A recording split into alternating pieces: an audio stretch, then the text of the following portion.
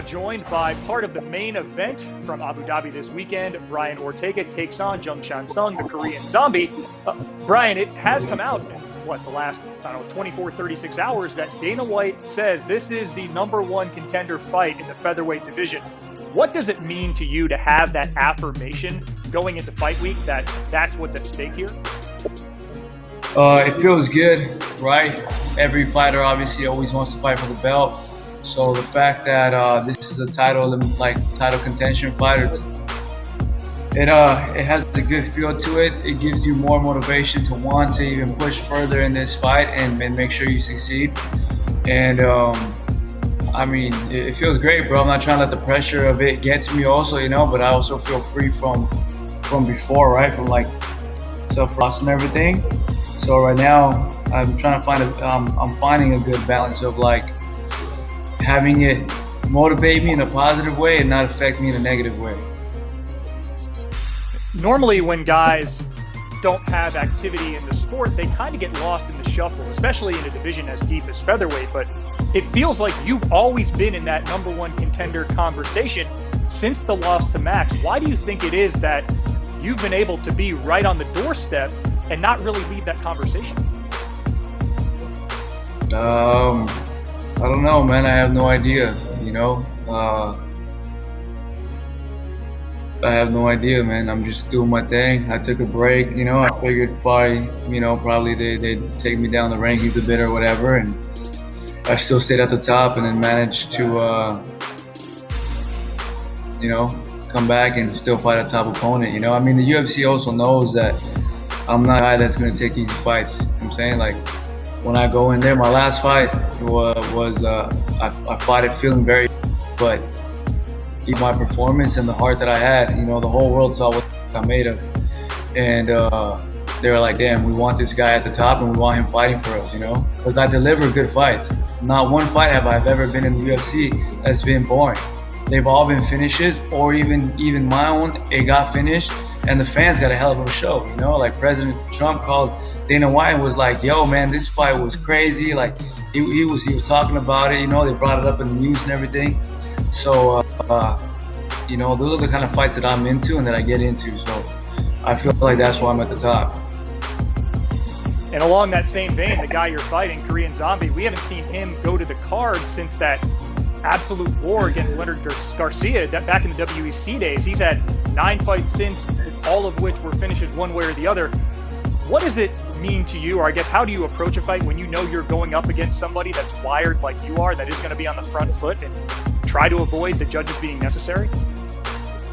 It feels great, man. The way you approach it is the way you have to look in the mirror. You look in the mirror, you fight yourself in the Korean version, but that's basically what I'm looking at. I go, this is a guy who's similar to me. You either go in, he's all in, or basically he's all in to get taken out or to take someone out. So those are the fights I love, though. All the best fights I've ever been to are those types of people. Those types of people push out the best version of me, because I know truly the whole time there's fear of getting finished and there's me wanting to finish him. The fights that have been technical in my career a little bit, they have been the ones that are boring. I don't think this guy is that type of guy, and obviously everyone knows I'm not. So we're gonna come out here and we're gonna put a hell of a show on, and it's gonna be a war, man. And this one's been marinating for a minute. You guys were supposed to fight a year ago. We know about the incidents since. You apologize for some of that. So has he. What is the animosity level between these two camps now that we're here on Fight Week? Not too much, bro. I seen him earlier. I even ran right into the elevator where he was, and to just kind of test the waters a little bit, right? See if he was gonna say something or not say something. And he didn't say anything, And obviously, like I said, my issues weren't truly with him. They were with those around him and stuff like that. So once that all got issued and solved, I feel like me and him now is a little less personal than people think it is, and it's more business. Part of your corner, Brazilian Jiu-Jitsu coach Henry Gracie, unexpectedly not able to make it to Abu Dhabi. He had passed a number of coronavirus tests, but then had a positive pop. How does Henry's absence, or how will it, do you think, may affect you come fight time? When it comes to having to lose one person right now, I'm glad it was him. You know, he's there because obviously he knows my style the best out of anyone, but also he's my homie, he's my brother. He's been there in my corner since I was 14 years old, 15 years old. So for me, it's just a level of comfort having him there and just knowing that one of my brothers is by my side while I'm going to war. Other than that, my jiu-jitsu is solid, you know? So if I had to pick one thing to go, as in terms of coaching wise, would be jiu-jitsu, because I have that in the bag. I understand it. I can do it with my eyes closed. And I know everything he's going to say already. So it's sad, right, that you don't have your brother there, but like the boxing and the Muay Thai and the wrestling, like all those stuff, I hear advice on. But not jiu-jitsu. That one I got in the bag. So, all right. Henner rolled with Zombie at a seminar in Korea a few years ago and was very complimentary of his grappling then. What did he share with you in preparation for this fight, having felt him firsthand?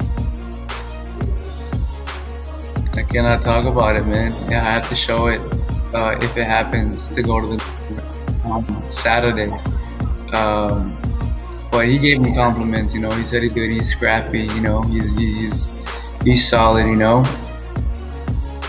I have to ask about the knee. I know comparatively the ACL situation could have been worse. You posted on Instagram when it originally happened, 2 to 3 month recovery period. How is the knee now as you get ready to return for the first time since that rehabilitation? The knee's good, man. The knee's solid. We went right into physical therapy right off the bat. It was like, we're going right here. We're going to fix this. We're going to get right on it. We're going to get me to fighting as soon as possible. And even when the pandemic happened, we're like, yo, this just bought us extra time. Because at the beginning, right, we're like, oh, it's going to be a 2-week thing, a 3-week thing, a 1-month thing. Like, no one knew exactly how much time we had. And all of a sudden, it was like, yo, okay, like, let's take any time that we have while we're on shutdown to get you better. And that's what we did. And obviously, it turned into a while. And it just gave me more time to just rehab the knee and get better at it.